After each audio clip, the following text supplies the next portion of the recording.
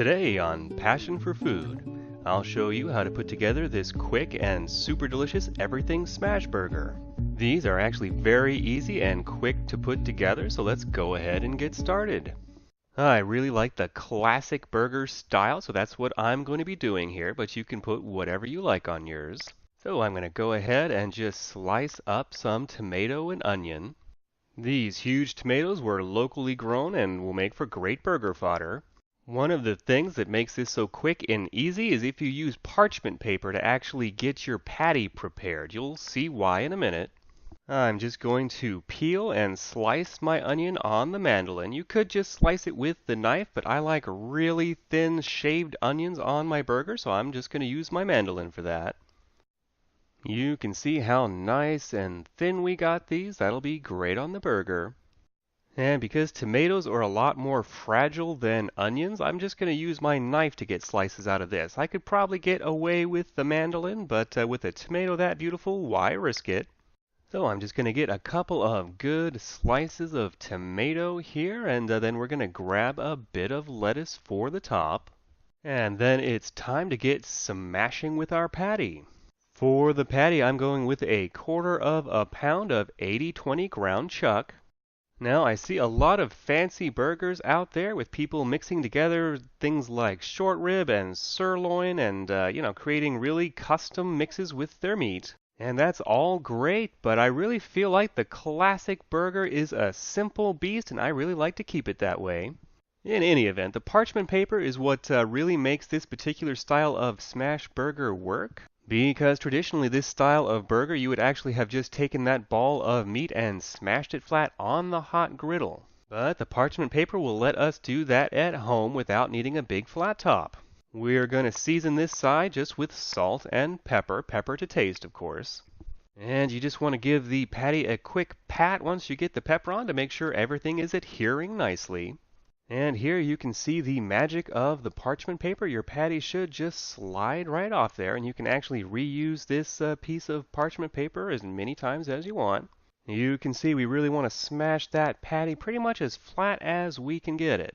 And just a quick note as we watch this peelification again, you want your patty to be about 50% larger than the final bun it's going to go on. So let's go ahead and get this in the pan. I really feel like a well-seasoned cast iron pan is a really great tool to use for this. You get a lot of nice crustification on the outside of the burger, which is exactly what I love about this.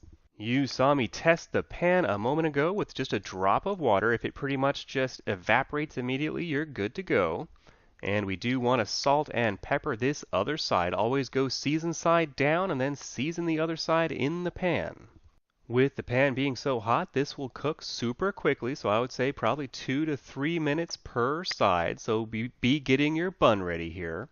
And this is one place I do like this processed American cheese. It just melts perfectly, so don't be a cheese snob, everybody. The reason I favor my cast iron over my grill for these is that I can really control the crust I get on the outside. You can really get a lot of crust, and I really love that. After about 2 minutes, you'll start to see some liquid pooling on the top. You can see that there. That's usually a sign you're ready to flip. So over we go, and I'm going to fly in the conventional burger wisdom, and I am going to actually smash down on that. The reason being that I want to create that crust. I'm looking for as much contact with the hot cast iron as I can get. This cut of meat is fatty enough that it will stay moist regardless of that, so don't worry about that. And you can definitely see all that brown crust on the outside. That's going to be a little bit crispy. And it's at this point that you want to go on with your slice of cheese. My general rule of thumb at this point is the burger is ready just as soon as that slice of cheese looks like it's melted, which takes about another minute or two. So let's go ahead and get our bun ready here. I'm going with a toasted everything bagel, as the name implies. On the bottom of the bun, I really recommend putting mayo and onions. The reason I like the mayo on the bottom is that the juices from the burger are actually going to mingle with the mayonnaise and create kind of its own sauce on the burger. And onto that go my shaved onions. I like a lot of onions on mine. Of course, put however much you like. And our cheese is looking melted here, so let's go ahead and put that hot patty onto the bun. And I'm just going to top that with my fresh tomato and lettuce. And that's it, our burger is ready. You really will be surprised not only how good these are, but how easy and quick they are to make. It probably took me like 10 minutes start to finish to make this. You can see that beautiful crustification and color we got on the patty. I decided to serve mine up with some potato chips, but that is of course optional. So let's go in for a quick bite here, and you get a great crunch off of those vegetables and a toasted everything bagel. And these really came out great. I hope you give this a try soon. I hope you've enjoyed this video. If you have, please give me a thumbs up below and consider subscribing for updates on our weekly videos. This has been Graham with Passion for Food.